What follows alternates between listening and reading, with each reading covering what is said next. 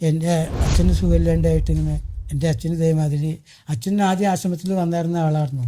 പിന്നെ തീരെ വരവും ഇതൊന്നും ഇല്ലാണ്ട് പൊതുവെ അച്ഛൻ ആശ്രമത്തിൽ നിന്നല്ല ഒരു അമ്പലങ്ങളിലോ ക്ഷേത്രങ്ങളിലോ ഒന്നും പോകില്ല. അങ്ങനെ അച്ഛനാണെങ്കിൽ അടിപൊളി ജീവിതമായിരുന്നു. അച്ഛൻ അങ്ങനെ പോയി കഴിഞ്ഞ് അച്ഛന് ഇതേമാതിരി പെട്ടെന്നൊരു സുപ്രഭാതത്തിൽ അസുഖമായി തൃശ്ശൂർ ദയ ഹോസ്പിറ്റൽ എന്ന് പറഞ്ഞ ഹോസ്പിറ്റലിലൊക്കെ കടത്തി ട്രീറ്റ്മെൻറ്റ്. അപ്പോൾ അവിടെ ചെന്ന് ഡോക്ടറെ കാണാൻ വേണ്ടി ഡോക്ടർക്ക് പൈസ കൊടുക്കാൻ നോക്കാൻ നോക്കുമ്പോൾ ഡോക്ടർ പൈസ മേടിച്ചില്ല. അസിസ്റ്റ് ഡോക്ടർ ദയ ഹോസ്പിറ്റൽ, അപ്പോൾ തൃശ്ശൂരുള്ളതാണ്. അവിടെ ചെന്ന് അദ്ദേഹം പറഞ്ഞു, ചേട്ടനാ പൈസ മേശപ്പുറത്തുനിന്ന് എടുക്കുക പറഞ്ഞു. അല്ല സാറേ, ഒന്ന് ശ്രദ്ധിക്കാൻ വേണ്ടി ഇതൊന്നും അച്ഛന് അത്രയും അങ്ങനെ പറഞ്ഞു കഴിഞ്ഞപ്പോൾ അദ്ദേഹം പറഞ്ഞു, ചേട്ടൻ ആദ്യം പൈസ പോക്കറ്റിലിടുക പറഞ്ഞു. അപ്പോൾ ഞാൻ പൈസ എടുത്ത് പോക്കറ്റിൽ പറഞ്ഞു. അച്ഛന് എന്താണെന്ന് വെച്ചിട്ടുണ്ടെങ്കിൽ ക്യാൻസറാണെന്ന് പറഞ്ഞു, പാങ്ക്രിയാസിന് ക്യാൻസറാണെന്ന് പറഞ്ഞു. ഞാൻ ആകെ വിഷമിച്ചു പോയി. ഞാനും മാത്രമേ ഉണ്ടായിരുന്നില്ല റൂം, ഭാര്യയൊക്കെ പുറത്തായിരുന്നു. അപ്പോൾ അച്ഛൻ മാക്സിമം ഒരു 3 മാസമോ 2 മാസമേ ജീവിക്കുള്ളൂ. അപ്പോൾ എന്താ വെച്ചാൽ അച്ഛന് ആവശ്യമുള്ളതൊക്കെ കൊടുത്തോളാം, അങ്ങനെ എങ്ങനെയെന്നൊക്കെ പറഞ്ഞു. ഇത് കഴിഞ്ഞ് ഞാൻ പിന്നെ പുറത്തു വന്ന് കഴിഞ്ഞപ്പോൾ ഞാൻ പിന്നെ ഗീതയോട് പറഞ്ഞു. വേറെ ആരോടും ഷെയർ ചെയ്തില്ല, ആ വീട്ടിലാരോടും പറഞ്ഞതുമില്ല.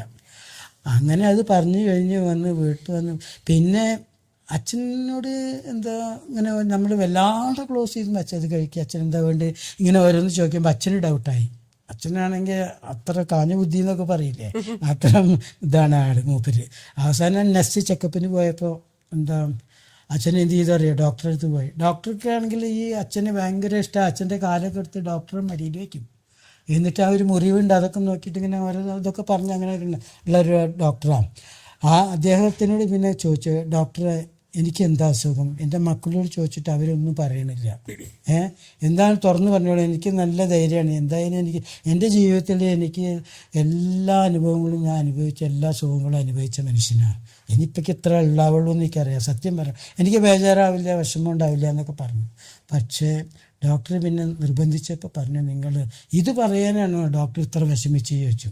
പക്ഷെ അപ്പോൾ എന്ന് അത് പറഞ്ഞു കഴിഞ്ഞ് അങ്ങനെ പറഞ്ഞു കഴിഞ്ഞിട്ട് ഡോക്ടർ എന്ത് ചെയ്യുന്നത്, അച്ഛനെ അവിടെ അഡ്മിറ്റാക്കി കഴിഞ്ഞപ്പോൾ ഡോക്ടറോട് അച്ഛൻ ഒരു വാക്ക് പറഞ്ഞു, എനിക്ക് വേദന വല്ലാണ്ട് വരുന്നതാണ്. അപ്പോൾ ഞാൻ മരിക്കുകയാണെങ്കിൽ മരിക്കേണ്ട ഘട്ടമാവുക, അങ്ങനെ വല്ലാണ്ട് സഹിക്ക് വയ്യാണ്ടാകുമ്പോൾ ഞാൻ മരിക്കേണ്ട ഏകദേശം നിങ്ങൾക്കൊക്കെ അറിയാമല്ലോ, ഡോക്ടറോട് പറയുകയാണ്.